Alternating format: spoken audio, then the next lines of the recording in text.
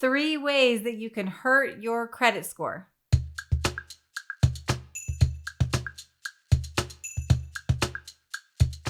Okay, let's just jump right into this. I am Amber Coleman with Guild Mortgage, and I look at credit all day long. So I would love for people to really understand how credit works.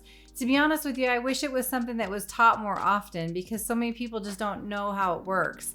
But one of the ways, the top way that I can see where people are hurting their credit scores are in credit card balances. So what the credit agencies do is they weigh a lot based off of credit cards. Anything that the payment can change depending on the balance is revolving, right? So an installment loan is something that's fixed, and when you pay the same payment after time, then it's paid off. Revolving, that balance can change depending on what you have owed on the credit card. Okay, so one quick way to be able to help your scores, or this can hurt your scores too, is if you have too high of a balance on your credit. So let's say that you have a credit card and that credit card lender gave you $1,000 credit limit. A lot of people will look at that $1,000 and say, yay, I'm going to go shopping. I'm going to spend $1,000 so I can establish credit. That's the opposite of what you want to do. So how the credit is weighing you is they're weighing you based off responsibility.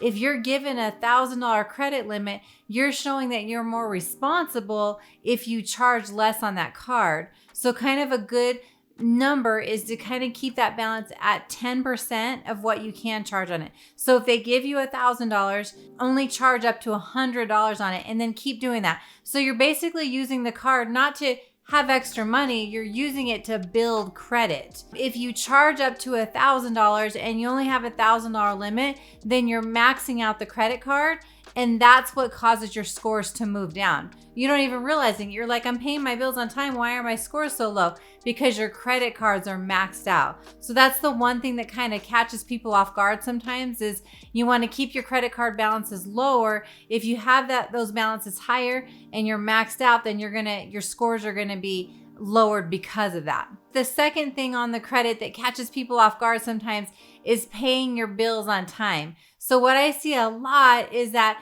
people that have credit card balances, I don't know, sometimes people might think, let me pay extra on this credit card, and then you think that you always need to pay extra on the credit card.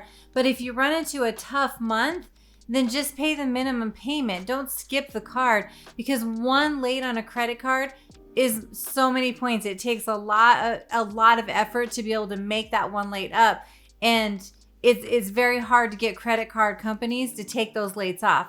So focus on just making your minimum payment if you're running into problems in a month over going late on the card. Obviously, you want to pay more so that you keep paying it down, but if you can't, then pay the minimum payment so you don't have any lates. Because it's easier to pay that balance off to get your credit up than it is to remove a late. Credit card companies don't like to remove lates.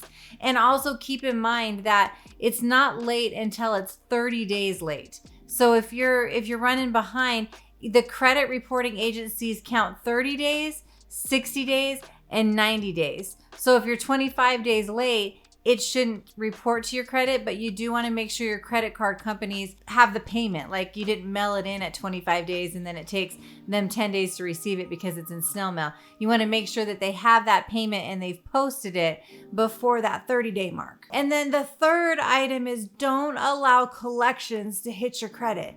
So, if you go to the doctor and you see the bill comes in, they didn't pay your insurance didn't pay the full balance, or you don't have insurance and you don't know what else to do, call them and schedule a monthly payment with them. If you're paying them something, they're not going to report a collection off you. If you just ignore it and hope that it goes away, it's going to hit your credit and it's going to haunt you for the next 7 years. Because what a creditor has is they have 7 years to be able to collect from you on your credit. Now, sometimes people will get stuck with judgments too.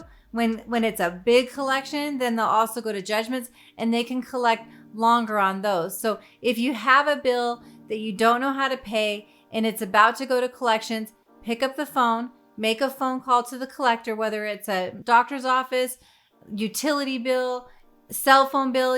Sometimes when you trade in your cell phones, they'll charge you excess of money.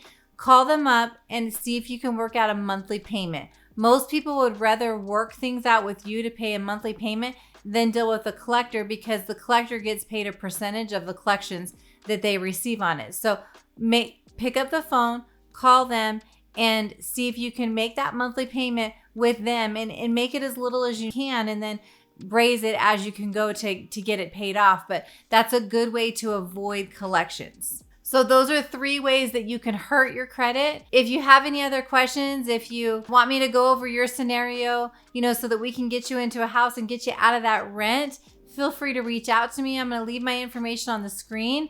I'm happy to talk to you and go through your game plan individually. Anyway, if you enjoyed this video, I would love you if you liked and subscribed, and I hope you have a great day.